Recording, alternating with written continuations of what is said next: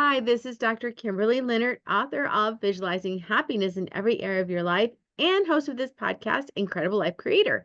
And today I have Mr. David B. Horne with me. Hey, hi, David. How are you? Hi, Kimberly. I'm very well, thanks. Delighted to be here. Yes, all the way from UK. So excited to have you on. And just so people can kind of get to know you, I'm going to read a short bio. David B. Horne is the founder of Funding Focus, a social enterprise whose mission is to level the uneven playing field that female and underrepresented entrepreneurs face when raising capital. David is the author of Add Then Multiply: How Small Businesses Can Think Like Big Businesses and Achieve Exponential Growth, which won the Business Self-Development category at the 2020 Business Book Awards. And there's the book. Awesome. So I know you've had quite a journey. You didn't just arrive here. So tell us your story, how you started Yeah. out, how you got to be doing what you're doing and got this great award for your book. Thank you. Yeah. So I'm originally from Vancouver in Canada, where I was born and raised, and I trained to be a chartered accountant or a CPA with PwC. Qualified back in 1987, so a long time ago. And I'm a fluent German speaker. I had studied German at school. And when I qualified, I said to the partners at PwC that I wanted to work in a German-speaking office. And one day I came into work and there was a telex. This is how long ago it was. There was a telex from the PwC office in Zurich, Switzerland, offering me a job. So my wife and I, we'd been married about 4 years at this stage. So we sold off what few possessions we had and packed our clothes into 4 suitcases and got on board an airplane with one-way tickets and a 2-year employment contract. And that was 37 years ago. So we ended up staying in Switzerland for 6 years in total, 2 years with PwC, and then my largest client was the Swiss subsidiary of NCR, formerly National Cash Register of many years ago, then computers, more recently bank machines. And I became the controller of NCR at the ripe old age of 27. It was a company with $300 million in sales, so it was a pretty heady experience.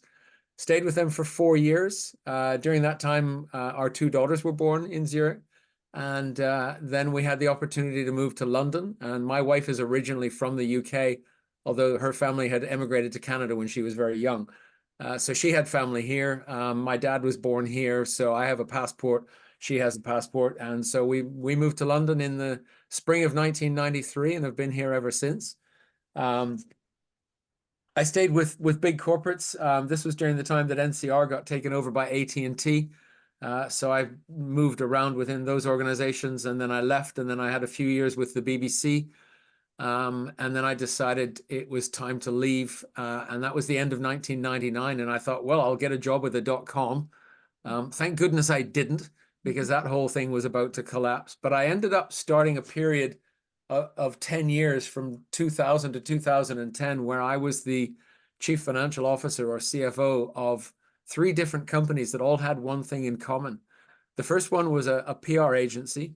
The second one was a digital media and publishing group listed on the London Stock Exchange. And the third one was an auction business also listed on the London Stock Exchange. And what those companies had in common was that they raised capital and bought other companies. And so over a 10-year period, I became a bit of an expert in fundraising and M&A, not from the angle of a consultant or an advisor or a corporate finance firm, but actually inside the companies doing the doing. Mhm. And by the end of 2010, I'd burned out from corporate life and decided it was time to do my own thing. I had what I call my midlife crisis and launched a wine business, which was tremendous fun, but not very successful financially. Wine is probably the best example I've come across of the old adage, how do you make a small fortune in an industry? Start with a big one. But, it was fun. I still have the wine business today. It's very much a hobby, and I'm its biggest customer. So. But no, so I then in 2012, I launched my consulting business, Add Then Multiply, which is also the title of my book. And I work now exclusively with founders of entrepreneurial businesses on scale-up strategies through raising capital and buying other companies. And I also support those entrepreneurs in providing finance teams to go into their businesses, because many entrepreneurs I've come across don't really understand the value that a good finance team can bring.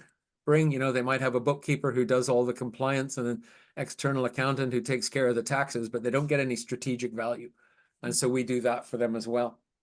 And then a really amazing thing happened following the publication of Add Then Multiply, not just winning the award, which was very cool, but I started getting invited to speak at events. And I was speaking at an event coming up on 5 years ago now. And after my talk, it was about fundraising for small businesses. And after my talk, a woman came up and asked me why so little funding goes to female founders. And I said, I have no idea, but I'll find out. And Kimberly, that's been a life-changing question. I've now, in addition to the Add Then Multiply work, I've launched a business that you referred to, Funding Focus. I've published another book called Funded Female Founders. I've got a TEDx talk called The Fight for Fairer Funding. And I run that as a social enterprise with the mission of leveling a very uneven playing field.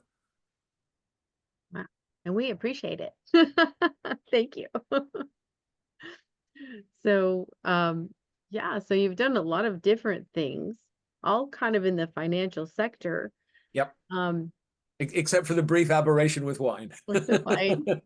We all have to have our fun things, right? Absolutely. Absolutely. So going from, corporate in that whole structure to jumping into your own business, how was Yep. that transition for you? Scary. A lot less scary when I moved away from wine and moved into finance, because I knew my field. And in fact, something that whenever I'm talking to young budding entrepreneurs these days, what should I do, this, that, the other, blah, blah. I always say to them, if you're really serious about it, go and get a job with someone in the industry, work for them on their payroll for a couple of years, learn, make mistakes, then go in and start to do what you already know about, because there's so much to learning about a particular industry or a particular function that you have to do. And so when I switched from finance to wine, I mean, I went to night school and did my wine trade qualifications, and I learned a lot, but I went out into the marketplace thinking, hey, I know lots of people, they've got money, they'll buy wine from me. And the reaction was, you're a CFO, why are you trying to sell me wine? And it was a very eye-opening experience. And so when I went back to being a finance guy, and yes, I worked with PwC, and yes, I've been the CFO of these listed companies, and this is the work I do, and this is the book, and it was like everybody got it, and it just made life so much easier. Yeah, that makes sense. So that's I'm a behavioral optometrist, and that's how I learned my craft. Yeah. I mean, I went and I did what they call a fellowship, where I was getting very little pay for working a lot of hours, but I would be in the room with the other doctor, day in, day out. Everywhere he went, I went. Yep. And I was just watching what he was doing and basically imitating it and then figuring it out. But absolutely, it's a huge difference when you have a master that you're following compared to just trying to figure it out on your own. Definitely. Yeah. It's like the old apprenticeship programs of, learning to be a blacksmith or a goldsmith or whatever. But yes, absolutely correct. Yes, yes. So then you, even though you didn't directly do that in your regular job, you went into the M&A. So why the interest in that particular piece? Well, so I joined this PR agency, and they were an acquisitive group. So they were headquartered out of New York. They had just expanded into Europe. They had bought an agency in the UK and another one in Germany. And they were having terrible problems getting information out of the German agency. The communication wasn't working, and I'm a German speaker, so that was part of the reason why I got the job, and I went over there and helped them sort that out. But basically, this agency said, we want to expand into Europe. We want to expand by buying other companies. We have capital. So literally, my boss, who was the European chairman, he was the head of the UK agency that they had bought. my boss and I had a brief to go out and buy a bunch of PR agencies, and we had New York's checkbook. And so, it wasn't something that I planned to do. It just, I happened to land there, and it was a really exciting time. And then that business ended up being, the New York company ended up being taken over by Interpublic Group, one of the great big mega advertising and marketing giants. And we got merged into their PR brand, which was Weber Shandwick, which was like 100 times our size in Europe.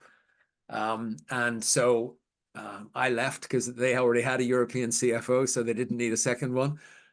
So I left, and then one of my co-directors at the PR agency knew someone who was just launching a new business, this digital media and publishing business, and she introduced me to him. And so we joined, and he had just listed the company on the stock exchange with a very clearly set out strategy that said, we're going to raise money and buy companies and integrate them. And so we did that. And in a 3-year period, we bought 7 private companies and took over another listed company. So that was a lot of fun. And then I got headhunted to join the auction company. And there we did, in the spring of 2008, we acquired our largest global competitor, which was headquartered in LA. So there was a 12-month period where I had 13 trips between London and LA. That's a long flight. That's long. Yeah. That So long. it just kind of happened. I couldn't say that it was a goal that I set out to achieve. It just happened, and I thought, let's go with the flow of this. And I when I was doing my own thing, and I took on a coach and a mentor, and they both said, you've got some phenomenal skills that not many people have. And I hadn't really thought about it, because in the world that I had lived in, that's what people did. And all of a sudden I was working with small business owners, and I didn't twig at the time that I had a set of skills that they didn't really understand. And it was through working with those coaches and mentors that I developed that into a business, and then developed it into the book. And you'll know that, I mean, writing a book is an incredible experience to go through, and it so completely focuses, hey, this is what I do. And the biggest benefit of, hey, this is what I do, is that everything else is noise. Right. So you can focus.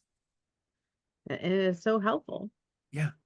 So helpful. Yeah. And So maybe not to everybody, and that's cool. But to this subset of people, there's a very strong connection. Right. And what do they say? Your top 100 fans. You just need just a few people who get you. Exactly. And want your services. Exactly. So so let's talk about funding. So I'm sure there's people out there who are thinking, well, how do you raise money? Yeah. I mean, it's tough, and I've I've written a whole book about it. So I mean, there are different types of funding available. I mean, there's bootstrapping, which is when you start your own company, and whatever the money is the money that you put into the company plus whatever you can generate in sales. And I would say 99% of businesses start out that way, and probably 95% of businesses carry on that way.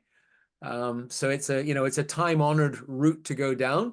But because unless you happen to have a lot of money that you can put in, or are very successful in driving sales quickly, your ability to grow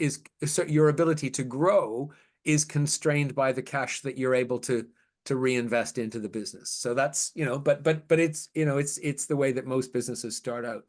Beyond that, then I'll split it quickly into debt and equity. There's also grant funding, but it's not really my area of specialty. But grant funding is often available for, let's say you're doing some new technology or something new scientific, and there are often government bodies or philanthropic bodies that will offer grant funding. But yeah, not my specialty, but it is an option. But then there's debt and there's equity. So debt is when you borrow money, and equity is when you sell shares in a company to others. Debt, I mean, Yeah, so debt, in the old days, debt was you would go down to your local bank manager and have a chat and tell them what your plan was and say, can I please borrow $100,000 and I can offer you this security, and forms would get signed and all that jazz. I remember the first time I borrowed money, I was 14 years old. So growing up in Canada, as I said, and in 1976, Montreal had the Summer Olympics. And the Royal Canadian Mint was doing a special commemorative coin set. And I had gotten into coin collecting a few years earlier, and I really wanted this set, but it was $300. And I had $100 saved up, but I didn't have enough. And I remember saying to my dad one day, oh, I wish I could get this coin set, but I need another $200. And he said, well, let's go down and talk to the bank manager. I mean, this was, 1976 when you could still do this. And we went down and, I got dressed up in, a nice suit and went with my dad, and we met the bank manager and I explained what I did. And I had a newspaper route. So I used to, make some money, and I said, I can repay $10 a month or whatever it was. And he said, great. And we pulled out the forms and signed things. Obviously my dad signed, so the bank risk was low. But presto, I had $200 put into my bank account, $300 all in. I bought the coin set. I still have the coin set. And that was a really cool learning experience for me in terms of, hey, this is how debt works. And the most important thing, Kimberly, was I remember this so clearly as we walked out of the bank, and my dad put his hand on my shoulder and he said, now, David, remember, what you borrow, you must pay back. And that advice has stuck with me all my life. So, things like, credit cards, I pay off my credit cards every month. If I have a bank loan for something, I make sure that I can pay it off every month. Because if you don't do that, it can really kill your credit rating, which makes it harder to get a loan and more expensive to get a loan. So that's debt. And you can apply as an individual for debt, or you can apply as a business for debt. For a lot of people who don't want to sell shares in their company, but need additional capital to grow, that is how they do it. But the world of banking has changed so much. You don't go downtown to meet your local bank manager anymore. They don't exist. It's all computerized. But there's still a method to it. You can still arrange funding. There's all sorts of fintech companies that have come on the scene that offer alternative routes to finance. It will vary depending on what jurisdiction you happen to live in, but there are lots and lots of facilities for debt funding. Equity funding, there are a number of different levels that you can look at. And just to touch on them quickly, you've got friends and family, you've got crowdfunding, you've got angels, and then you've got venture capital and private equity.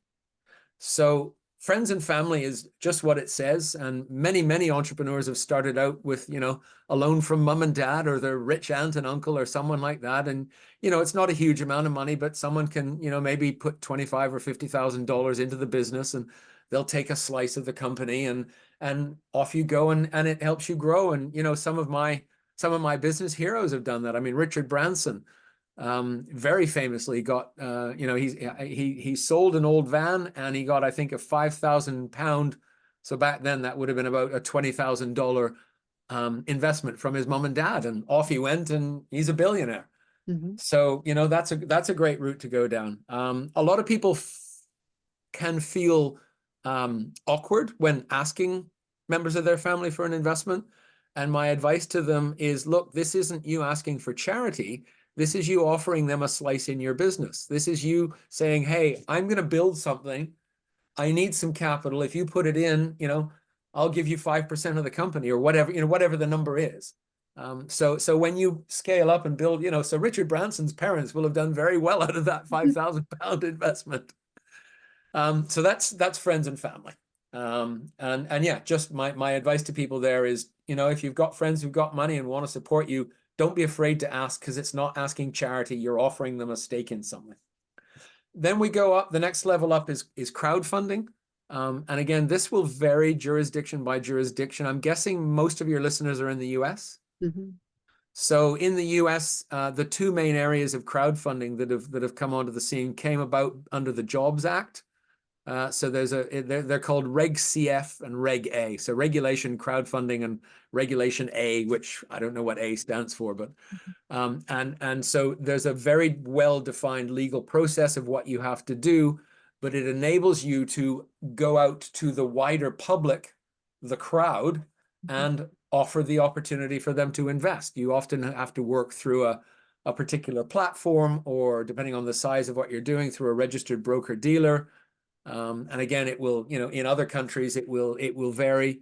But this is a way of really democratizing investment.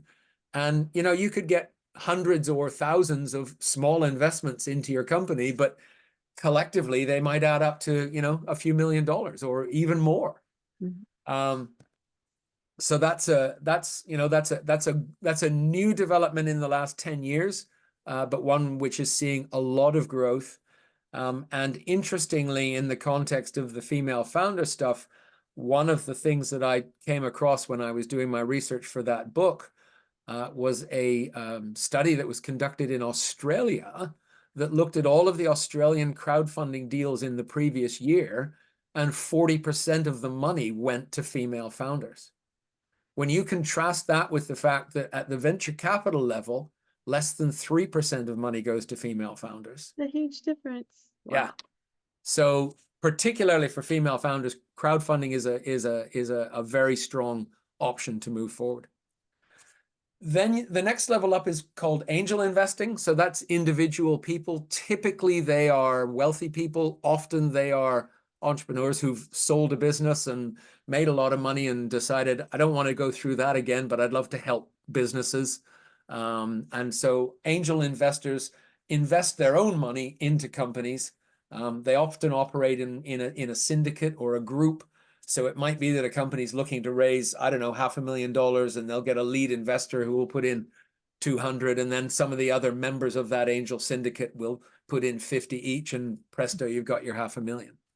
So that's how that works. So up until this point, you've got people investing their own money.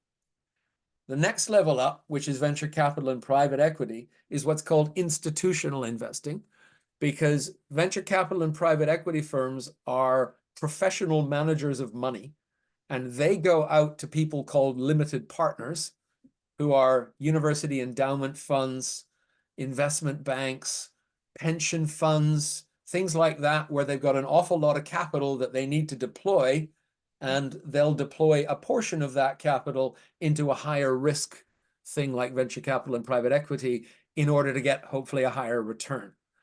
And so venture capital works at an early stage, private equity works at a later stage, but broadly they're similar, where it's a team of professional fund managers who've raised some capital with a particular objective. So when they've gone out to their limited partners, they'll have said, we're going to raise a fintech fund, or we're going to raise a medtech fund, or we're going to raise a biopharma fund.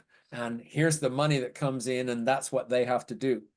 And that leads to a very important distinction, because those funds can only invest money in projects that their investors agreed on. So if you're a fintech fund, if you're a fintech company looking for money, there's no point going to a biopharma investor, because they won't be able to invest. They might love what you're doing, but they won't be able to invest. So my first tip whenever I'm talking to people about looking at institutional money is do your homework. Find out what the venture capitalists invest in. That you go onto their websites. It's easy enough to find out and see what they invest in. And see what stage company they invest in. Someone might come up and they'll say, well, we're a biopharma company, and we'll invest once you hit stage 3 of your clinical trials, or whatever. Well, if you're a biopharma startup and you're just at stage 1, or you haven't even started your clinical trials, don't bother applying to them, because they won't invest. So, just do that kind of homework. And then the other key thing here is far and away the best way to get a meeting with a venture capitalist or a private equity firm is to get what's called a warm introduction. So I know Kimberley, and I know Fred the financier. So I'll reach out to Fred and say, hey, you've got to talk to Kimberley. She's got this amazing business. This is what she does. Here's the introduction. Bang, Fred will talk to you. Rather than Kimberly says, oh, I've come across this guy called Fred. I'll just send him an email and I'll connect with him on LinkedIn and I'll send him my pitch deck.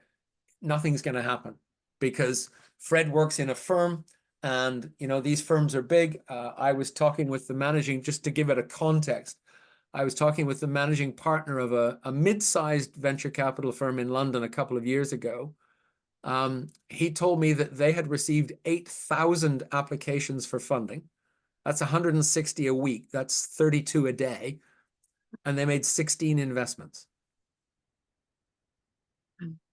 So, it's a tight funnel to get all the way through. But if you can get that first warm introduction, at the very least, they will look properly at whatever materials you send. If you just cold submit, you might get lucky, you might not. But the reality is, some junior member of the staff is going to be looking at 32 applications in a day. They've probably got 2 hours set aside to do it. So on average, your application's going to get probably, for the first glance, 30 seconds. Is it going to capture my interest? If it is, I'll look at it for a couple of minutes. If it isn't, it goes into the trash. Yeah.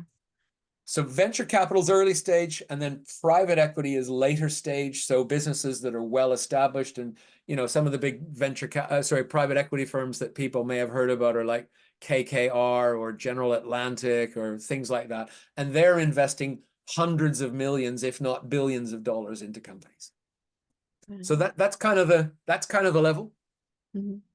So I have a question. So when people have home offices, what is that and where does that fit? I think that whole issue with home offices has changed significantly since the pandemic. I mean, this is my home office. Mm-hmm. My daughters have grown up and don't live at home anymore, so I took one of their bedrooms and turned it into my office. Mm-hmm. And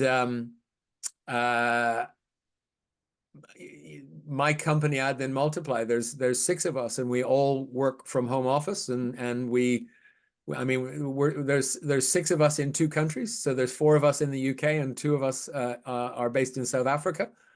So we communicate virtually, and yeah, I mean, lots of businesses now start with home offices. It's sort of it's the post-pandemic version of starting out in your parents' garage. Mm-hmm. Yeah. I think I was thinking of something else, where people are managing people's money. Oh, family offices. Thank you. Yes, Family sorry. Yes. offices. Okay. I said the wrong word. Yeah, no, that's fine. No problem at all. Family offices are very similar. That's also institutional. So typically there may be multiple families who go to a family office company. And again, those are professional investors, and they are focused on managing that family's money.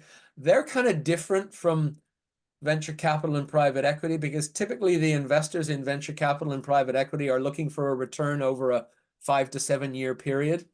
Family offices are looking for a return over generations.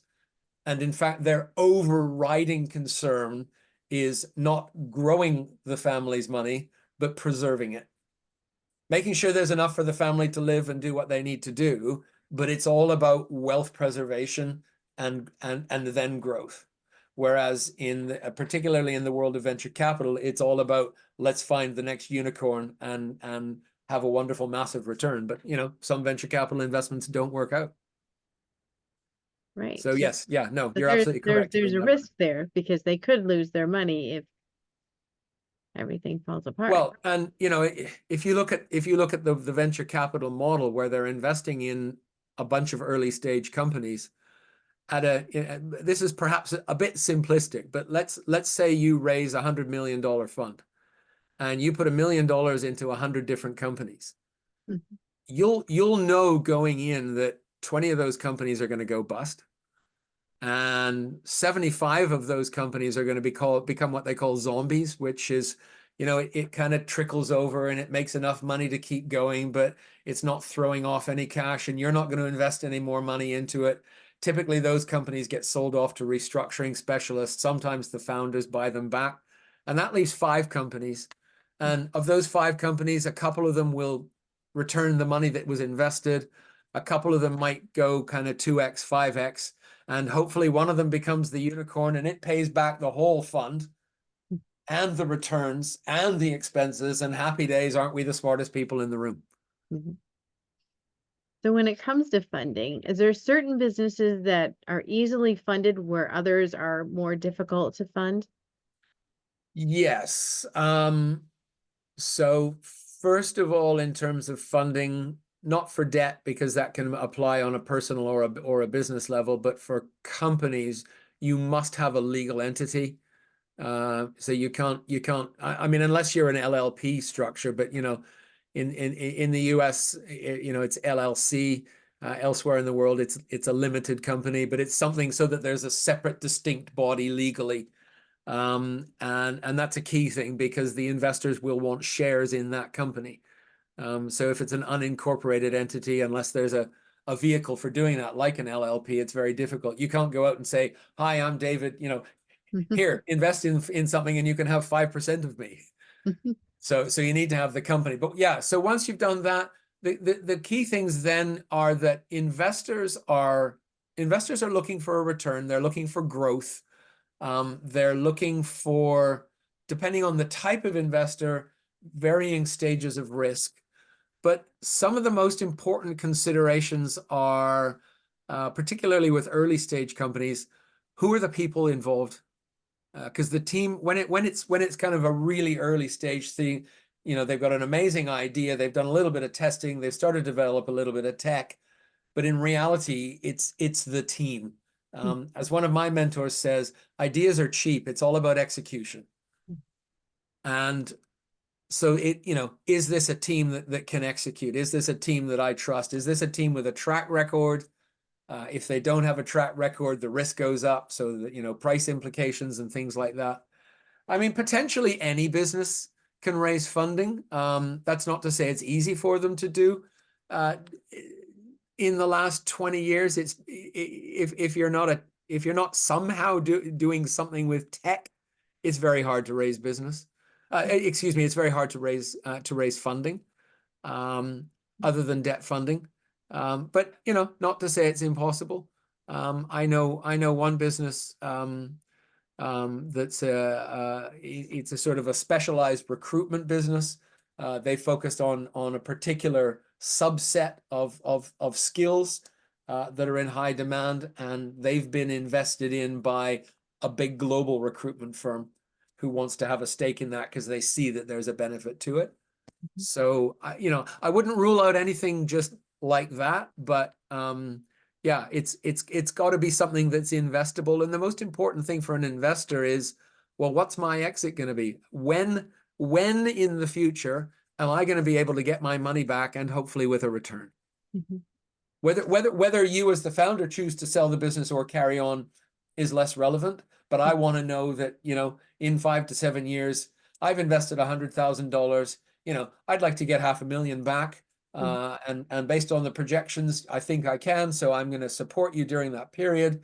But I'm not in this forever because I've got to return the money to the people who've invested in me. That makes sense. So if people are starting out, they're just starting a company where they want to, um, let's say, take over other companies or buy other companies. Yep.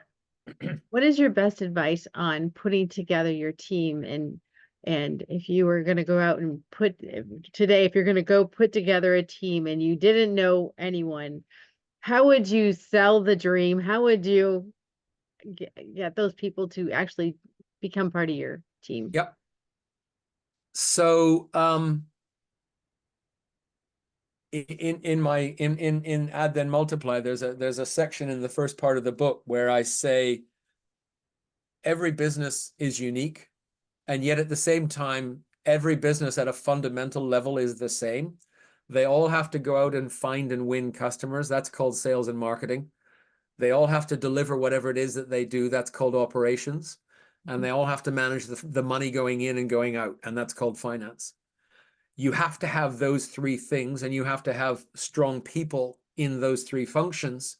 if you're the founder of a business or the chief executive or whatever you're called, you're the guy with the vision or the lady with the vision that says, this is what I want to do, this is where I want to go. I need to have strong leaders in each of those three areas so that when we go out and buy companies, I've got someone who can address, okay, we've got, we've just bought, I don't know, an HVAC company, heating, ventilation, air conditioning. So I've got someone who's going to be making sure that we're really driving the sales and marketing. I've got someone who I know is going to be able to improve the operations. I've got my finance person who's going to be able to go in and really get a handle on what's going on there. So that's your core team. Beyond that, it depends on the size of the business. I mean, when I started out with the first listed company, the Digital Media and Publishing Group, it was the founder and me and a financial assistant, because we had to do a lot of modeling and stuff, and a secretary, and we started it and grew the business through acquisition. When I left at the end of the 3 years, we had about 250 employees. Wow, So yeah, so start with that small core team, and as we expanded. So as I said, when I started, it was just kind of the four of us, and then as we took on a couple of bigger companies, we brought in people with the specialist skills, either in that sector or in that function, to take over and have that responsibility. So you need to build your team as your group of companies grows. makes sense. So when you're working individually with women entrepreneurs, how does that work? How does that look? How does that look?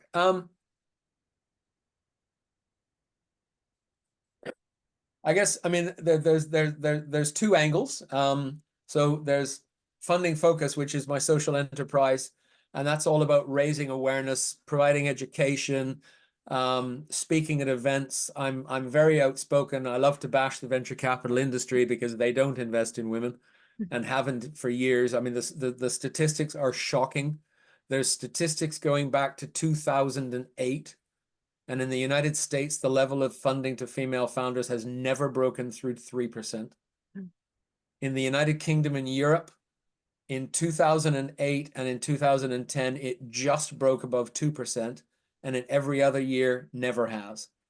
It's a flat line. The money, the guys are getting all the money. So anyway, I'll jump off that hobby horse. But yeah, so that's all about kind of raising awareness. We run events, we provide education, we provide support. But it's really a social enterprise where any money that we make gets reinvested into doing what we're doing. If then one of them says, hey, I want to work with you, can you support me on I'm doing a fundraising issue, or I'm buying this company, or I'm selling this company, then they switch across to the add then multiply business, and we'll work with them on a one-to-one basis, and I'll bring in the members of my team as necessary.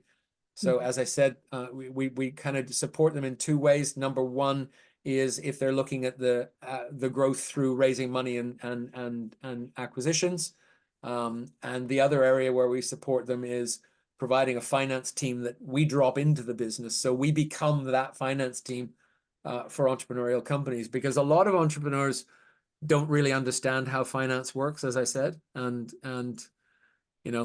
so having been the CFO of many companies, both large and small, and publicly listed, I know the strategic value that finance can bring, and so I'll work with the founders and say, look, this is what we do. We will take it over. They, as I said, they often have a bookkeeper. It might have been a bookkeeper that they've had for 5 or 10 years, and the business has grown beyond their capability. But the founder doesn't know enough strategically about it to know, hey, yes, we're dealing with the compliance but we're not really adding any value. And so we look to how do we beef that up to really provide strategic value. And, we'll look at pricing, we'll look at cash flow, we'll look at forecasting. We'll still do the compliance because it has to be done. But we'll take on a much more robust relationship with the external accountants. Because in my experience, many of the external accountants are still, they still behave in a way that, well, we've got to comply with what the IRS says. Yes, you do have to comply with what the IRS says, but who's your client? Your client's the company, not the tax man. So Mm-hmm. focus on your client. Be compliant, sure, because you got to follow the law, but your client is not the tax man. It's the company. So that's how we differentiate ourselves. Makes sense. And I just wanted to ask one more thing about, women getting funding. Yep. You were talking about when these companies get all these uh pitch decks basically, and they're going through them. How do they know if it's a woman founder? Are they discriminating because it's a woman founder? Or are they discriminating on the types of businesses that women tend to start? I don't know the answer to that question, Kimberly. It's a really good one. When you talk to them, they'll say, no, of course, we want to invest in more female-led businesses. We just don't see enough of them. I think to a large degree, there's definitely gender bias. There's definitely a lack of women in the investment management industry. It's getting better slowly, but we've got a long way to go. And the third key thing that I think is against women, that goes against women, is that they tend to be very conservative with their financial projections. And when you're pitching to a venture capital investor, they're looking for that unicorn. I'm not interested in a company that's going to grow from $10 million to $100 million. I want one that's going to grow to $1 billion. And one of the things I've been trying to do, we haven't succeeded yet, but I want to launch a fund that will find exactly those kind of female-led companies where they want to grow from 10 million to 100 million. They don't necessarily want to become $1 billion company because they've got lives. They've got families, they've got commitments, but they're fantastic businesswomen and they're so successful. And there have been many studies published that show that women run better businesses than men. Wow. It's just that sometimes the men take the big risks and they hit a home run, but again, out of that 100 companies, 20 of them go bust and 75 of them do nothing. I'd much rather have a pool of companies where maybe 10 of them go bust and maybe 20 of them become zombies, but 70 of them go from 10 million to 100 million. And wouldn't that be a fabulous return on investment, dear institutional investor? I've not been able to convince them yet, but I am continuing to work on that with a team of people. That's beautiful. So, at this point, I want you to tell people what services you have, how to connect with you, where to find your books, all that. This is the Okay, advertising part. wonderful. So where to find my books? Here are the two of them, Add Then Multiply and Funded Female Founders. And the easiest way to find them is on Amazon. They're both on Amazon. Add Then Multiply is available in paperback, Kindle, and Audible. I haven't had time to do the Audible recording on Funded Female Founders. It's in paperback and Audible, and I'm sure it's available at reputable booksellers anywhere. They can order it. It's all done through my publisher. In terms of how to contact me, probably the best thing is to reach out to me on LinkedIn. It's David B. Horne on LinkedIn. Or you could go to my website, which is addthenmultiply.com. We have a contact form on there, and just fill in your information and come across. And sorry, there was one other question that I haven't answered. Just anywhere they can connect with you, or what services you have, and you kind of went over that earlier. Sure. Yeah. So Yeah. the main services are so growth through fundraising and acquisition, and an outsourced finance function. And we offer that to clients around the world because I've been the CFO of companies with operations around the world. I have people who used to work for me in the United States, in Australia, in the Far East, all over Europe, etc. So, I mean, right now I've got clients in Dubai, in the Cayman Islands, in Canada, and in the UK. So, yeah. So addthenmultiply.com, and there's a contact us page on there. All right. So now a personal question. What gives you the most happiness and fulfillment in your life at this point? Ooh, my grandson, Ben, he's 21 months old, and we have a granddaughter on the way. So yeah, grandchildren. I mean, my gosh, I mean, I loved raising kids, but grandchildren are just, it's just another level. You get all of the joy and pleasure without any of the responsibility. It's wonderful. Yes, Yeah, it yeah, really is. Well, thank you so much for being on the podcast today and my sharing all your pleasure. knowledge. And I'm sure that a lot of business women and men are going to look at it and go, "Oh, this is, really helpful." So thank you. My pleasure. Thank you so much, Kimberly. So I have one last question. What Yep. is your best advice on living an incredible, amazing life? Best advice on living an incredible, amazing life.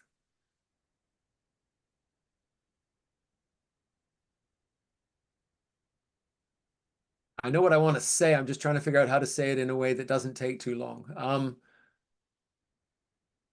I discovered my own spirituality 12 years ago when my father died. I was at his bedside. He'd had an accident, and our whole family were there. And we decided as a family to disconnect him from the machine. So I was there in the moment when he died. And as sad as that was, it was also incredibly enlightening because I realized that there was much more to life than these corporeal bodies that we live in. And I started doing a lot of reading and studying and going to lectures and all of that. And I've come to realize that so much of our world around us is created in between our ears. And so much of the things that we worry about, the rest of the world has no idea, but our little brains are going nuts. And so my advice for living a happy life is to learn how to calm down that inner voice in your mind and to look for the stillness. And when the stillness is there, the wisdom that all of us have rises up.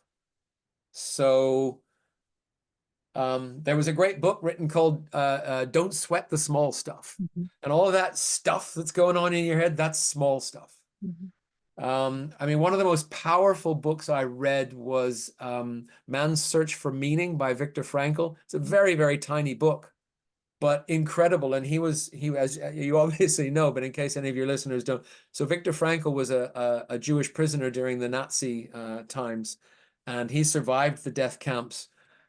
He came to a realization that, as he put it in his book, between stimulus and a response, there is a moment in space and time.